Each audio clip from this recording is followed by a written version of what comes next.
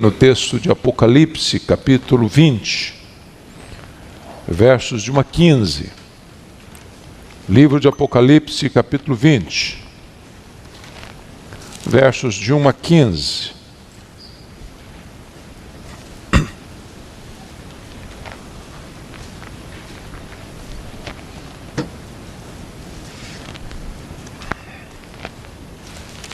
Lido o texto, mantenha sua Bíblia aberta comigo, por favor, para acompanhar essa exposição.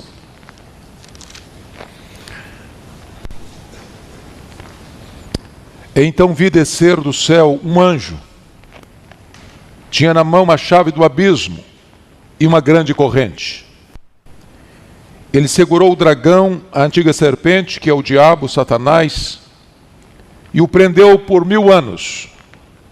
Lançou-o no abismo, fechou-o e pôs selo sobre ele, para que não mais enganasse as nações, até se completarem os 1000 anos. Depois disto é necessário que ele seja solto pouco tempo. Vi também tronos, e nestes sentaram-se aqueles aos quais foi dada autoridade de julgar. Vi ainda as almas dos decapitados por causa do testemunho de Jesus, bem como por causa da palavra de Deus, tantos quantos não adoraram a besta, nem tampouco a sua imagem, e não receberam a marca na fronte e na mão, e viveram e reinaram com Cristo durante 1000 anos. Os restantes dos mortos não reviveram até que se completasse os 1000 anos. Esta é a primeira ressurreição. Bem-aventurado e santo é aquele que tem parte na primeira ressurreição. Sobre esses a segunda morte não tem autoridade. Pelo contrário, serão sacerdotes de Deus e de Cristo e reinarão com ele os 1000 anos. Quando, porém, se completarem os 1000 anos, Satanás será solto da sua prisão e sairá a seduzir as nações que há nos 4 cantos da terra, Gog e Magog, a fim de reuni-las para a peleja. O número dessas é como a areia do mar. Marcharam então pela superfície da terra e sitiaram o acampamento dos santos e a cidade querida. Desceu, porém, fogo do céu e os consumiu. O diabo, o sedutor deles, foi lançado para dentro do lago de fogo e enxofre, onde já se encontram não só a besta, como também o falso profeta. E serão atormentados de dia e de noite pelos séculos dos séculos. Vi um grande trono branco, e aquele que nele se assenta, de cuja presença fugiram a terra e o céu, e não se achou lugar para eles. Vi também os mortos, os grandes e os pequenos, postos em pé diante do trono. Então se abriram livros. Ainda outro livro, o livro da vida, foi aberto. E os mortos foram julgados segundo as suas obras, conforme o que se achava escrito nos livros. Deu o mar os mortos que nele estavam. A morte e o além entregaram os mortos que neles havia. E foram julgados, um por um, segundo as suas obras. Então a morte e o inferno foram lançados para dentro do lago de fogo. Esta é a segunda morte, o lago de fogo. E se alguém não foi achado inscrito no livro da vida, esse foi lançado para dentro do lago de fogo. Eu quero tratar com os meus irmãos nesta noite sobre o tema o milênio e o juízo final. Eu preciso admitir, meus irmãos, que o texto que acabamos de ler é o capítulo mais polêmico do livro de Apocalipse.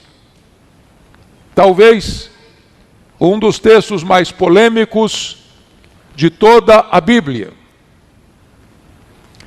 Preciso admitir que não há um consenso entre os cristãos, nem do passado, nem do presente, acerca da real interpretação desse texto. Por exemplo, os chamados pré-milenistas sejam eles os pré-milenistas históricos ou os chamados dispensacionalistas, creem que o milênio relatado no capítulo 20 sucede cronologicamente à segunda vinda de Cristo, claramente descrita no capítulo 19, versos 11 a 21. Porém, os amilenistas, e nós temos este entendimento, creem que o capítulo 20 não é uma sucessão cronológica do 19, mas retorna à primeira vinda de Cristo. Porque a nossa compreensão é que o livro de Apocalipse não é um livro que vai do ponto 0 ao ponto 10 numa linha progressiva cronologicamente, mas que o livro está dividido em 7 sessões paralelas e progressivas. Por exemplo, a primeira sessão, capítulo 1 ao capítulo 3, os 7 candeeiros, e a verdade central é a segunda vinda de Cristo. A segunda sessão, capítulos 4 a 7, fala dos 7 selos, e a verdade central, novamente, é a segunda vinda de Cristo. A terceira sessão, capítulos 8 a 11, as 7 trombetas, a verdade central é a segunda vinda de Cristo. A quarta sessão, capítulos 12 a 14, o levantamento do quarteto do mal, quais sejam o dragão no capítulo 12, o anticristo e o falso profeta no capítulo 13, e a grande Babilônia no capítulo 14, e mais uma vez a verdade central é a segunda vinda de Cristo. A quinta sessão, capítulos 15 e 16, as 7 taças da ira de Deus. E mais uma vez a verdade central é a segunda vinda de Cristo. A sexta sessão, capítulos 17, 18 e 19, é a queda do quarteto do mal em ordem inversa. E a verdade central é a segunda vinda de Cristo, conforme é relatada aí no 19, 11 a 21. A última, a sétima sessão, capítulos 20 a 22, com a cena do chamado milênio, do juízo final, novos céus e nova terra, e a verdade central é o juízo de Deus que sucede à segunda vinda de Cristo. De tal maneira que o capítulo 20 não é uma sucessão cronológica do 19, mas é um retorno à primeira vinda de Cristo. Assim como o capítulo 11 encerra com a segunda vinda e o 12 começa com o nascimento de Cristo. Assim, o milênio aqui descrito não sucede à segunda vinda de Cristo, mas antecede a segunda vinda de Cristo. E eu gostaria então de trazer à mente esclarecida dos irmãos alguns pontos para a nossa reflexão sobre isso. A interpretação de um milênio literal, 1000 anos de reinado físico de Cristo na terra, esbarra em algumas dificuldades, se não vejamos. Primeiro, nós não encontramos essa ideia de milênio físico, terreno, em nenhum dos 4 evangelhos. Nós não encontramos essa ideia em nenhuma das cartas de Paulo. Nós não encontramos essa ideia em nenhuma das epístolas gerais, seja de Tiago, seja de Pedro, seja de João, seja de Judas. O único local onde se fala de milênio é aqui em Apocalipse 20, que é um livro altamente simbológico, conforme vamos ver daqui a pouco. Segundo lugar, o milênio fala de Cristo reinando fisicamente aqui neste mundo, enquanto toda a Bíblia ensina que o seu reino é espiritual e não político, geográfico, aqui neste mundo. Terceiro, a ideia de um milênio na terra e a posição de preeminência dos judeus nesse governo do milênio reintroduz aquela distinção entre judeus e gentios já abolida em Cristo Jesus. Agora não tem mais judeus, agora não tem mais gentios, só tem uma igreja e ela é formada de judeus e gentios. Quarto, a ideia de um milênio terrenal ensina que haverá pelo menos duas ressurreições. Uma de crentes antes do milênio e outra de ímpios depois do milênio. Mas nos parece, à luz das Escrituras, que essa é uma ideia que não tem amparo na Bíblia. Porque lá em João capítulo 5, 28 e 29, diz que todos ouvirão a sua voz e sairão dos túmulos, uns para a ressurreição da vida, outros para a ressurreição do juízo. De tal maneira que a Bíblia ensina uma única ressurreição de crentes e ímpios, que se dará num único momento, ou seja, na segunda vinda do Senhor Jesus Cristo. Quinto, a ideia de um milênio terreno cria a grande dificuldade da convivência do Cristo glorificado com os santos glorificados num mundo não restaurado, entre pessoas não glorificadas. Pense comigo nesta cena de Cristo reinando aqui e você já com corpo de glória, vendo gente indo no banco, no supermercado, enfrentando o trânsito complicado. Nos parece que isso é um anticlímax, porque não é exatamente essa a ideia das Escrituras. Sexto, como você vai conceber a ideia de que depois que Cristo está reinando, 1000 anos literalmente, ainda haverá uma rebelião contra ele?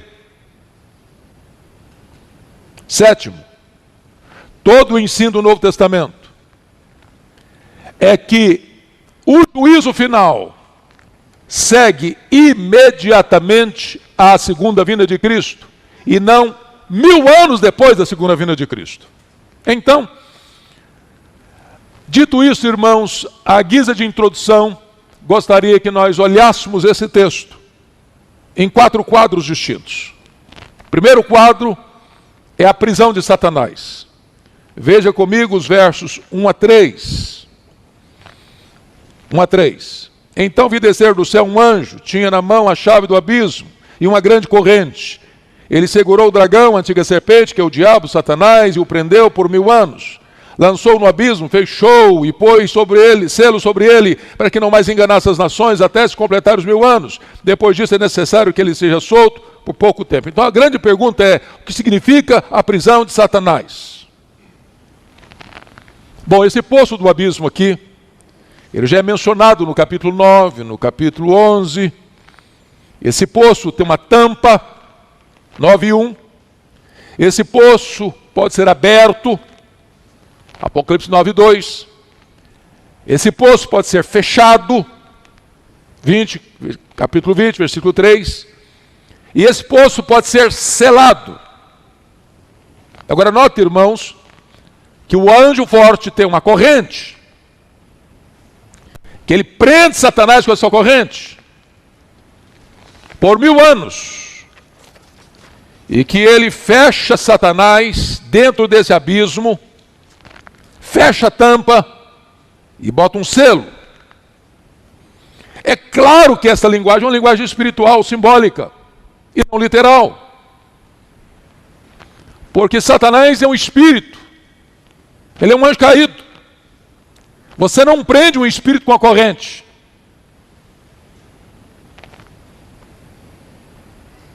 Não existe um buraco e você vai lá e tampa o buraco, põe um selo ali, como se Satanás fosse um ser que estivesse lá dentro. São figuras, são imagens, são símbolos que trazem uma mensagem central. E qual é a mensagem central? Significa que a autoridade de Satanás, o poder de Satanás foram restringidos. É a limitação do seu poder, para que ele não mais enganasse as nações. No sentido de que Satanás não pode impedir, finalmente, que aqueles que Deus escolheu, por quem Cristo morreu, que ouviram o Evangelho, sejam salvos. não significa que ele está inativo, significa que ele está com sua autoridade limitada, restringida. É o que Deus diz lá no livro de Jó: você pode ir até onde eu estou permitindo você ir e nem 1 centímetro a mais. É por isso que nós temos esperança em pregar o Evangelho, irmãos. Porque onde o Evangelho for pregado, a Bíblia diz que as pessoas serão arrancadas da potestade de Satanás, da casa do valente, do império das trevas. Mas vamos entender outra coisa. O que significa que Satanás não pode mais enganar as nações? Qual o significado disso? Então prestem bem atenção. Uma das regras da hermenêutica é que, ou da ciência da interpretação, é que a Bíblia interpreta a Bíblia. Segunda regra: você não interpreta um texto claro à luz de um texto obscuro, mas você interpreta um texto obscuro à luz de um texto claro. Isso é uma regra básica. Isso é cláusula pétrea da hermenêutica. Então, a pergunta que você e eu temos que fazer é esta: existe algum lugar na Bíblia que se trata da questão da prisão de Satanás?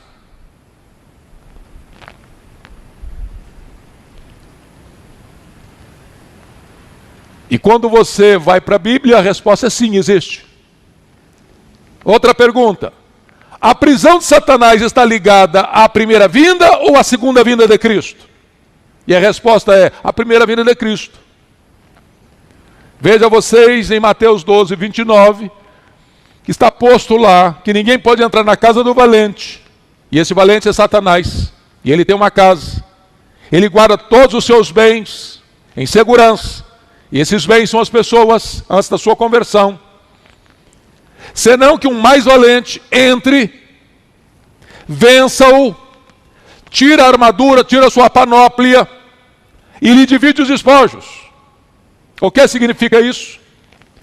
Significa que toda pessoa antes da sua conversão está na potestade de Satanás, está na casa do valente, está no império das trevas. Mas Cristo, que é mais valente, é mais poderoso, vê Satanás, tira a sua armadura e arranca das suas mãos aqueles que estavam lá, debaixo da sua escravidão. Então é nessa conjuntura que a Bíblia fala da prisão de Satanás. Como Lucas 10, 17 e 18, eu via Satanás caindo do céu como um relâmpago. Como João 12, 31 e 32. Agora o seu príncipe será expulso. Quando eu for levantado da terra, a todos eu atrairei a mim. Ou como Colossenses 2,15, onde Jesus triunfa sobre principados e potestades na cruz. Ou Hebreus 2,14, quando ele veio para destruir aquele que tem o poder da morte, a saber, o diabo. Ou como 1 João 3,8, eu vim para destruir as obras do diabo. Então, amados irmãos, a ideia aqui é que a prisão de Satanás se dá na primeira vinda. E esta prisão não é literal, não é com a corrente. A ideia é que Satanás tem o seu poder restringido e ele não pode impedir que aquelas pessoas que ouvem o Evangelho sejam salvas. Ele não pode impedir finalmente que as pessoas sejam alcançadas pelo Evangelho da Graça. Aos que Deus chamou, aos que Deus predestinou, a esses Deus também chamou. Aos que Deus chamou, a esses Deus também justificou. Aos que Deus justificou, a esses Deus também glorificou. Mas vamos um pouquinho adiante. O que significa o pouco tempo em que Satanás será solto depois do milênio? Olha aí no finalzinho do verso 3. Depois disto é necessário que ele seja solto pouco tempo. O que significa isso? Há 4 expressões no Novo Testamento que são correspondentes. A grande tribulação, a apostasia, segundo lugar. Terceiro, o reinado do anticristo, seja levantado o homem da iniquidade, o iníquo. Quarto, o pouco tempo de Satanás. Esses 4 termos falam da mesma coisa. É que os dias que vão anteceder a segunda vinda de Cristo serão dias dificílimos, de perseguição, de grande tribulação, de apostasia, da manifestação do homem da iniquidade, período que se chama o pouco tempo de Satanás. Mas vamos agora a uma outra questão. O que significa os 1000 anos durante os quais Satanás é preso? Versículo 3. Lançou no abismo, fechou, pôs selo sobre ele, para que não mais enganasse as nações, até que se completasse os 1000 anos. O que significa esses 1000 anos?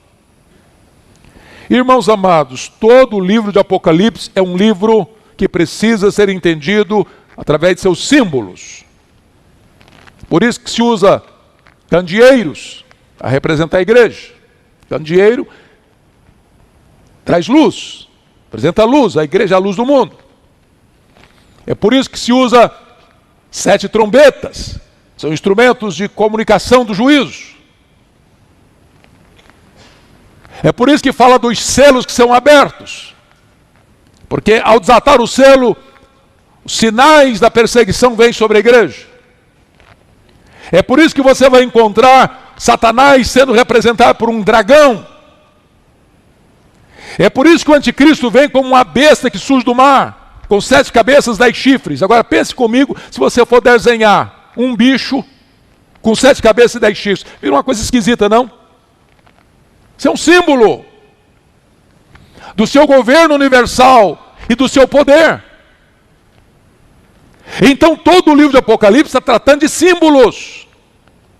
Portanto, 1000 anos é um símbolo. De 10, que é o número completo, cubicado. Ou seja, o milênio compreende da primeira à segunda vinda de Cristo. Todo esse período. Todo esse período. No momento que Cristo vem ao mundo, ele morre na cruz, ele ressuscita, e Jesus dá uma ordem para ir por todo mundo, pregando o evangelho a toda criatura, fazendo discípulos de todas as nações. Satanás não pode impedir o avanço missionário da igreja. Ele está limitado. Pois bem, dito isto, eu gostaria que olhássemos a segunda tela do texto. Segundo quadro do texto. Agora é o reinado dos salvos com Cristo no céu.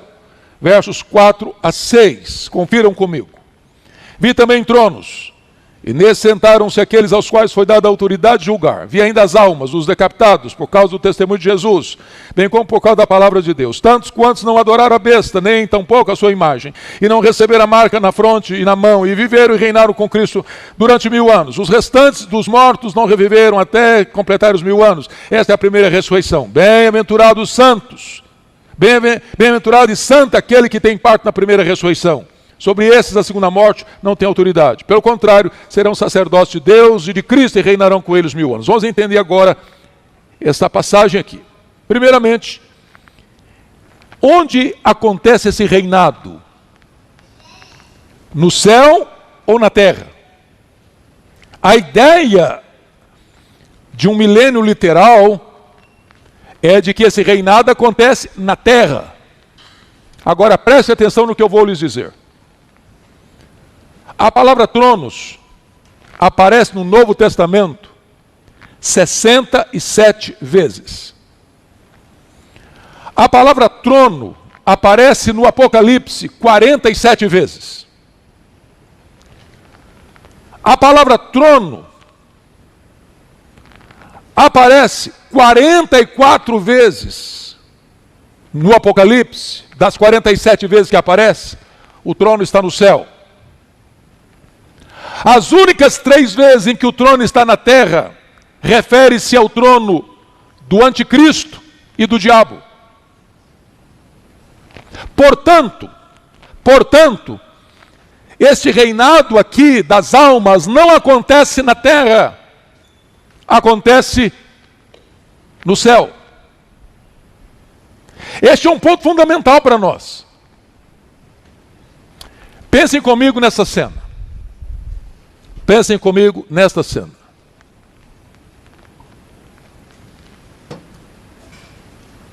O que acontece quando um crente morre?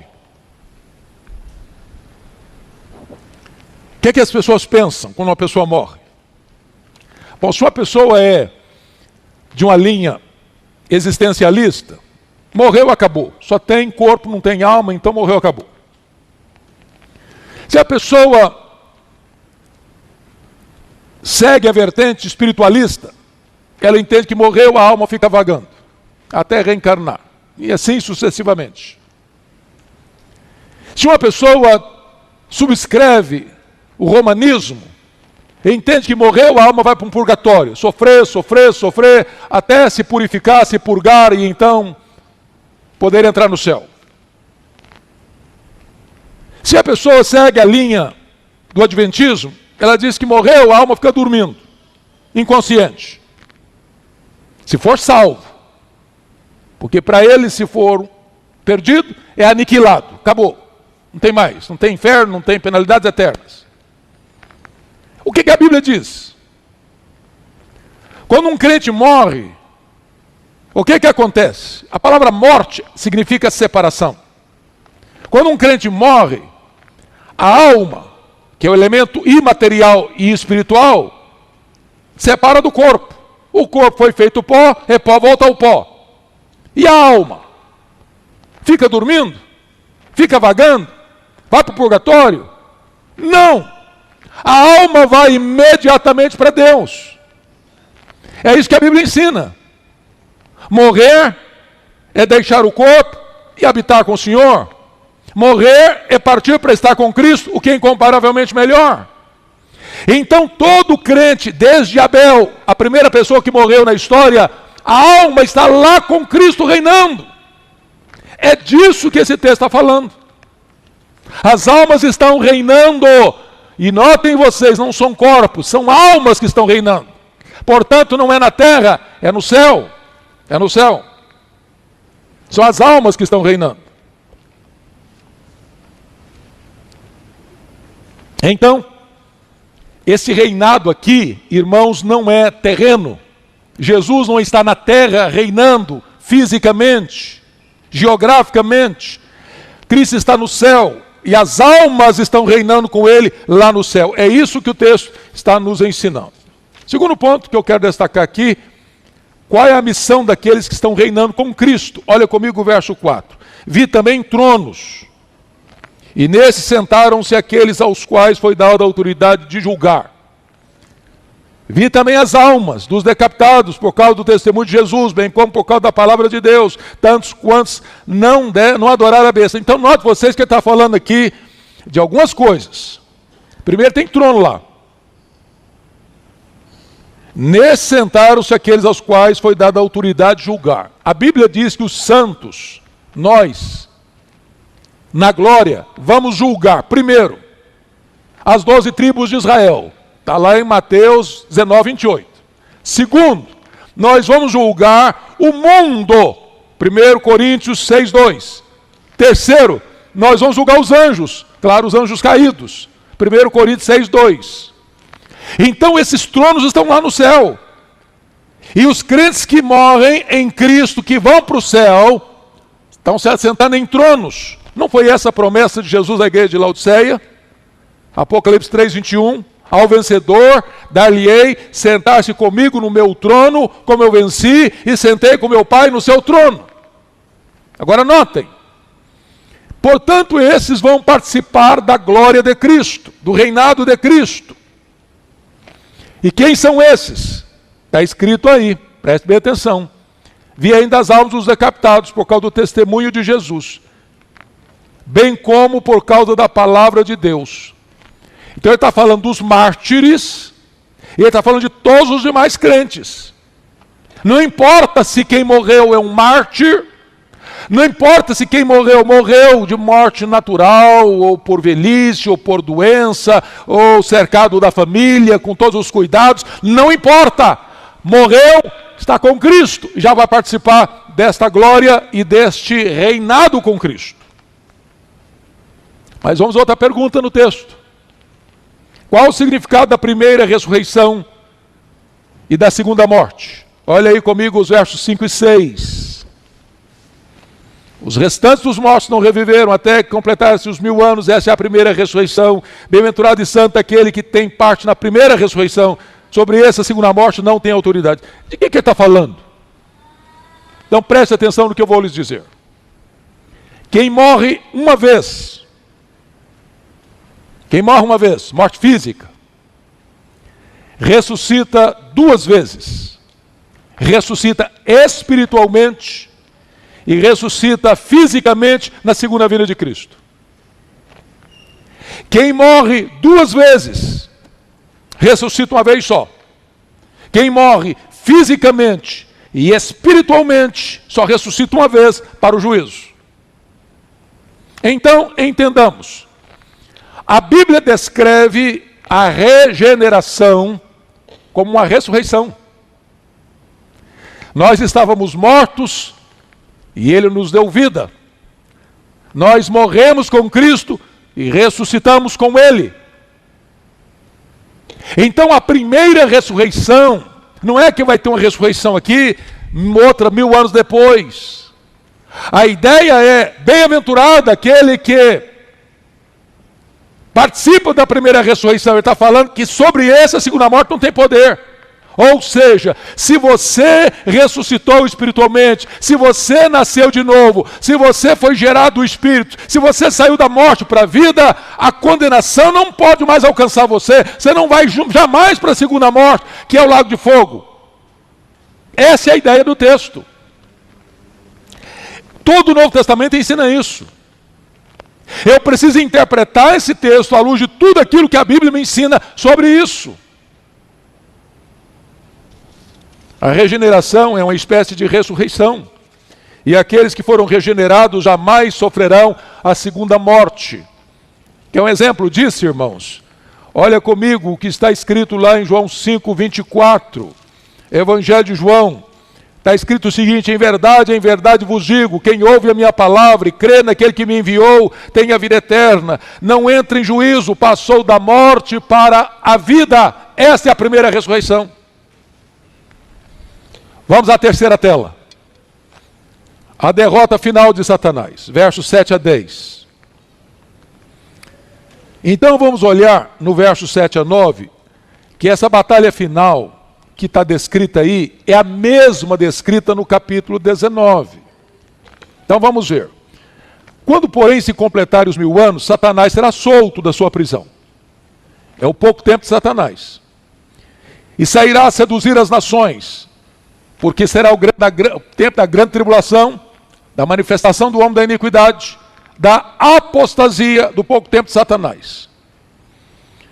Então ele vai seduzir as nações que há nos 4 cantos da terra, Gog e Magog, a fim de reuni-las para a peleja. O número dessas nações é como a areia do mar. Marcharam então pela superfície da terra e sitiaram o acampamento dos santos. A cidade querida, desceu fogo do céu, porém, e os consumiu. Vamos entender isso. Se você olhar comigo no capítulo 19, por favor, dê uma olhadinha.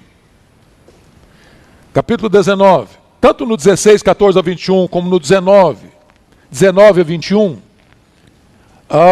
você nota que via besta os reis da terra, com seus exércitos congregados para pelejarem contra aquele que estava montado no cavalo e com seu exército, que é Jesus Cristo. Vamos entender isso. Esse termo é usado na Bíblia como Gog e Magog e como Armagedon. Quando você vai a Israel, você visita o Vale do Armagedon. Você sobe na chamada Montanha do Precipício, em Nazaré, e você olha um descampado, que é a região mais bela da agricultura de todo o território de Israel. Ali é o Armagedon. Muitas pessoas pensam que vai acontecer o seguinte, que as nações vão se reunir naquele local. Quando você chega lá e tira uma foto, você percebe que nem cabe. É pequeno o local. Porque literalizam. Essa ideia, irmãos, ela é simbólica. Simbólica. Não é que os exércitos do mundo vão se reunir naquele local lá em Israel.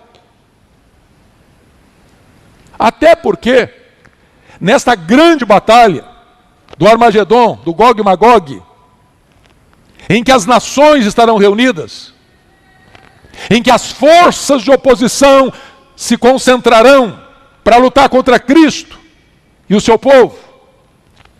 A única arma que vai ser desferida é a espada que sai da boca de Cristo.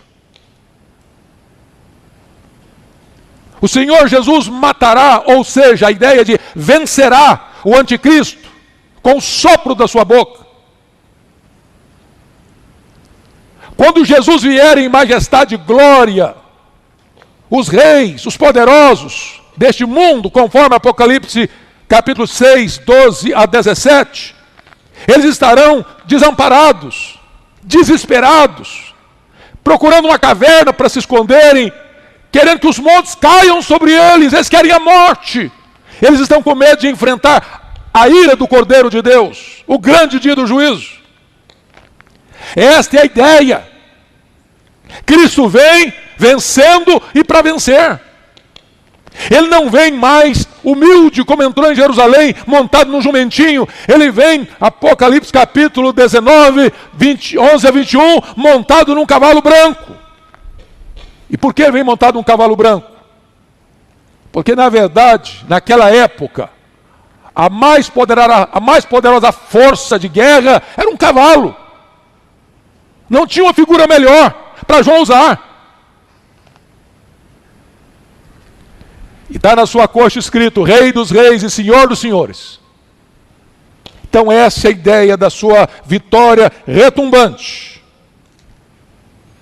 Agora notem vocês que as telas estão em quadros diferentes. Mas quando ele vem, todos os inimigos de Cristo caem ao mesmo tempo. Se você notar comigo, por favor, confira aí comigo. Capítulo 18, versículo 2. Então clamou com potente voz, dizendo: Caiu a grande Babilônia. A Babilônia é um sistema religioso, econômico e político apartado de Deus. No 17 é um movimento religioso. No 18 é um movimento econômico e político. Todo esse sistema está ruindo. Que mais? O anticristo e o falso profeta. Então confira aí capítulo 20, capítulo 19, versículo 20. Mas a besta foi aprisionada, com ela o falso profeta, que com os sinais feitos diante dela, seduziu aqueles que receberam a marca da besta e eram os adoradores da sua imagem. Os dois, ou seja, o anticristo e o falso profeta, foram lançados vivos para dentro do lago que arde com enxofre. Agora notem vocês que como Satanás era a figura central, então, agora, ele está caindo na cena final, na tela final. Olha aí o capítulo 20, versículo 10, por favor. Você pode ler comigo em voz alta o versículo 10, vamos juntos? O diabo, o sedutor deles, foi lançado para dentro do lago de fogo e enxofre, onde já se encontram não só a besta, como também o falso profeta, que serão atormentados de dia e de noite, pelos séculos dos séculos. Então, amados irmãos, eu gostaria que nós olhássemos essa questão à luz do versículo 8. Preste atenção nisso. Que ele vai ser, o pouco tempo de Satanás, ele vai seduzir as nações que há nos quatro cantos da terra. Então, a primeira coisa que eu quero chamar a sua atenção é de um otimismo irreal. Se você acha que o mundo vai melhorar, que o negócio vai ficar muito bom, que vai ter paz no mundo, que... isso é um otimismo irreal. Otimismo irreal. Nós caminhamos para uma grande tribulação, nós caminhamos para a apostasia, nós caminhamos para a manifestação do homem da iniquidade. E preste bem atenção no que eu vou lhes dizer agora. A palavra homem da iniquidade, que Paulo chama em 2 Tessalonicenses capítulo 2, ele chama de o iníquo. A palavra iníquo é anomos no grego. Anomos, na língua grega, significa o homem sem lei. O que você está vendo hoje na agenda global, senão a promoção da ditadura do relativismo? Não tem lei, não tem princípio, não tem parâmetro. Pois o anticristo vem exatamente nessa brecha. Exatamente nessa brecha. E é por isso que a Tessalonicenses diz que aquele que o detém e o que o detém. O anticristo não poderia se manifestar como um grande líder mundial onde tem leis estabelecidas. E é nessa brecha que ele entra. De um mundo onde reina o relativismo moral, onde não tem princípios. E ele chega para governar exatamente dentro dessa brecha. Mas o que é muito importante você entender, amados, que nós não podemos nutrir um pessimismo doentio. Sabe por que não? Por pior que seja a situação. As nações em perplexidade, o mal prevalecendo, a iniquidade prevalecendo, a violência prevalecendo, a devassidão prevalecendo, as leis afrouxando, os governantes fora dos padrões daquilo que nós entendemos ser o padrão da justiça e da moralidade, mundo afora. Parece que você olha, o diabo está ganhando de goleada, parece que a história está sem rumo, parece que a história caminha ladeira abaixo como um caminhão sem freio. Mas a história não terminará assim. Olha comigo o versículo 9. Marcharam então pela superfície da terra e sitiaram o acampamento dos santos da cidade querida. Desceu, porém, fogo do céu e os consumiu. A vitória não vem do braço da carne, a vitória não vem das leis humanas, a vitória vem de Deus. Quando Jesus em glória e majestade se manifestar, todo mal será derrotado. Todos os iníquos serão vencidos. O diabo, o anticristo, o falso profeta, a grande Babilônia, a morte e os ímpios, todos caem na mesma hora, na segunda vinda do Senhor Jesus Cristo. Bendito seja Deus. Portanto, aqui João descreve a derrota de Satanás como a tela final, porque se ele era o maior inimigo, por a questão pedagógica, é preciso que descreva a derrota dele como ponto final. Pois bem, dito isto, vamos à última tela do texto, que é o juízo final, versos 11 a 15. E eu destaco aqui algumas coisas. Primeiro, olha o verso 15. Cristo assenta-se no trono como juiz. Verso 11, por favor. Você pode ler o 11 comigo? Vamos juntos?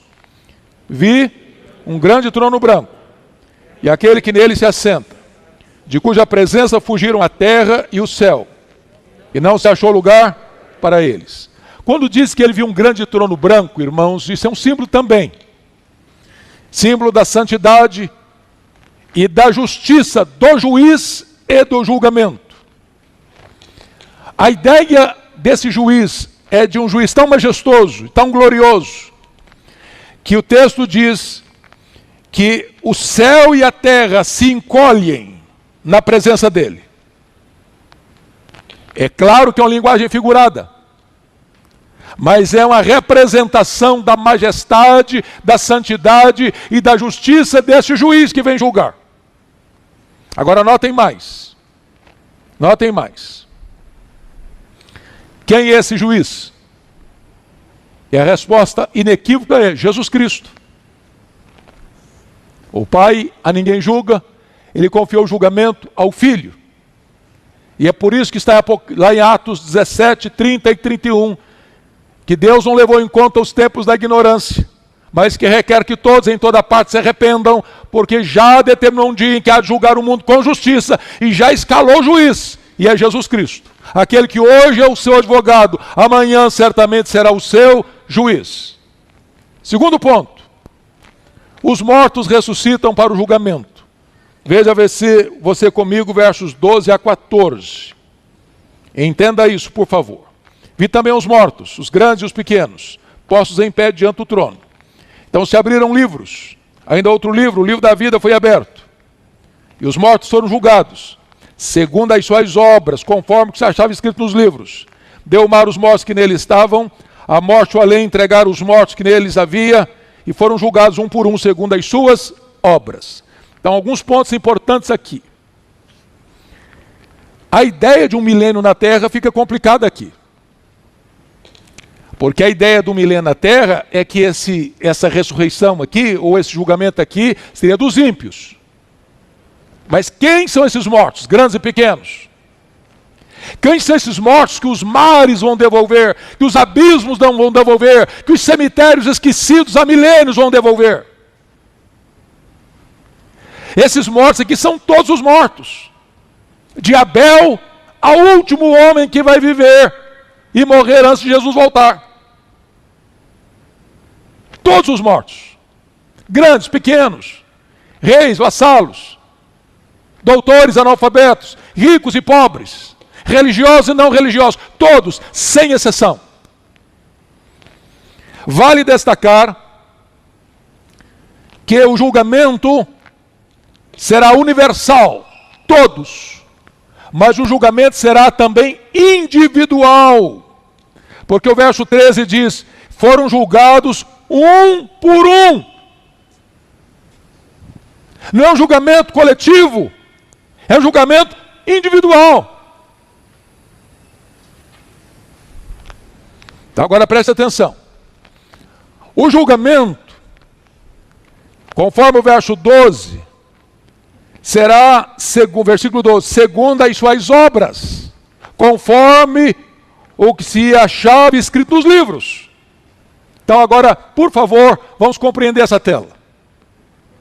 Quando os livros forem abertos, e nós estamos falando de um tribunal de júri, cósmico, universal, quando os livros forem abertos, alguns quesitos farão parte desse julgamento. Primeiro quesito, seremos julgados pelas nossas palavras. Vamos dar conta no dia do juízo por todas as palavras frívolas que proferimos. Só para fazer um checklist com você. Você já mentiu alguma vez? Já falou mal dos outros alguma vez? Já xingou alguma vez? Já contou piada imoral alguma vez? Já espalhou fake news alguma vez? Como esse tribunal é justo, ele é branco, nesse quesito, todos nós condenados. Segundo critério do julgamento, vão ser julgados pelas nossas obras. O que você fez, seu pai não viu, sua mãe não viu, seu marido não viu, sua mulher não viu, seus filhos não viram. Deus viu. Ninguém pode esconder nada daquele cujos olhos são como chamas de fogo. Então, nesse quesito, culpados. Terceiro, vão ser julgados pelas nossas omissões. Se você sabe que deve fazer o bem e não faz, nisso você está pecando. Maldito é aquele que não perseverar em toda a obra da lei para cumprir. Segundo os estudiosos, passam pela nossa cabeça mais de 10.000 pensamentos por dia. Nenhum tribunal da terra tem competência para julgar foro íntimo. O tribunal de Deus julga foro íntimo. Bom, nesse quesito, todos culpados.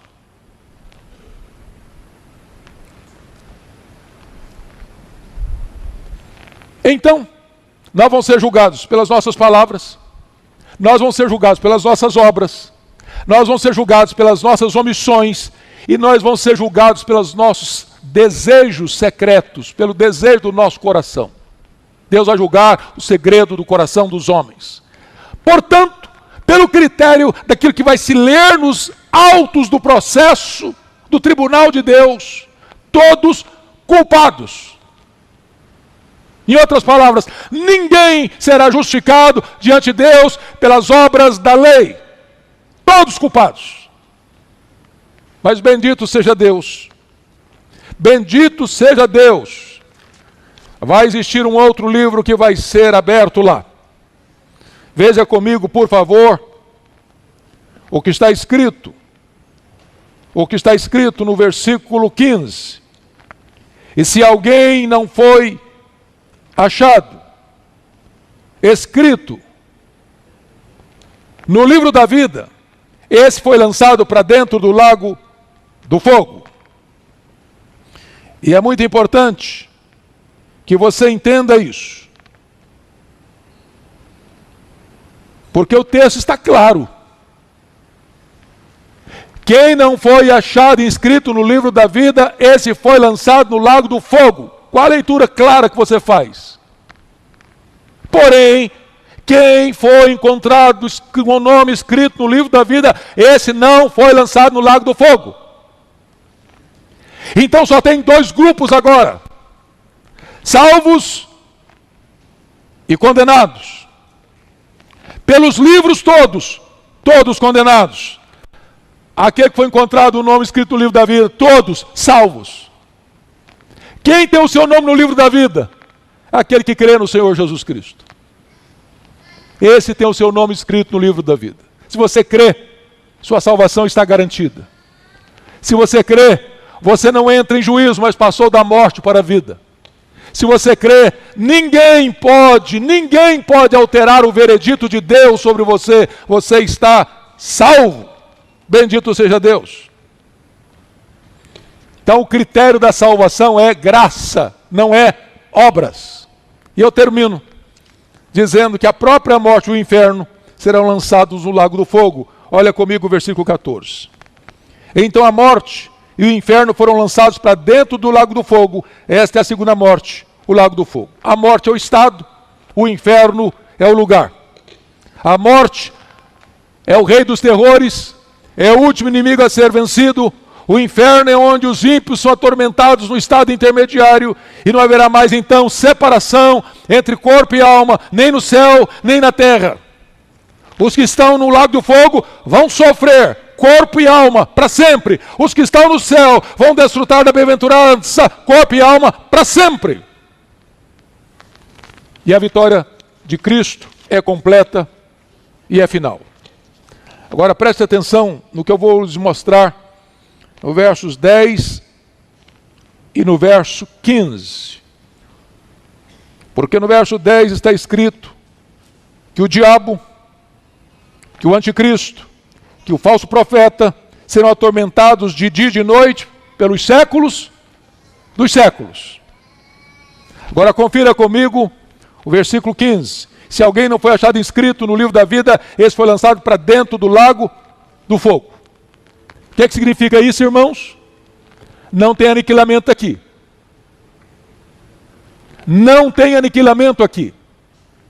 Tem aqui penalidades eternas. Então, amado, hoje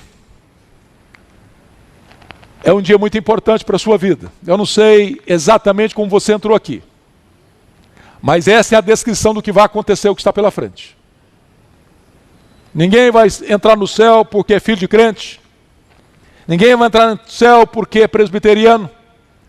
Ninguém vai entrar no céu porque subscreve a Confissão de Fé de Westminster e os catecismos. Ninguém vai entrar no céu porque é calvinista ou arminiano. Ninguém vai entrar no céu porque tem cargo na igreja, porque é líder na igreja. Ninguém vai entrar no céu porque conhece Bíblia e teologia. É necessário que o seu nome esteja escrito no livro da vida. E só aqueles que nasceram de novo, nasceram da água, nasceram do Espírito, foram selados com o Espírito Santo da promessa, e creram no Senhor Jesus Cristo, estão garantidos e seguros. Esta é a noite da sua escolha. Deus está propondo para você hoje a vida e a morte. Escolha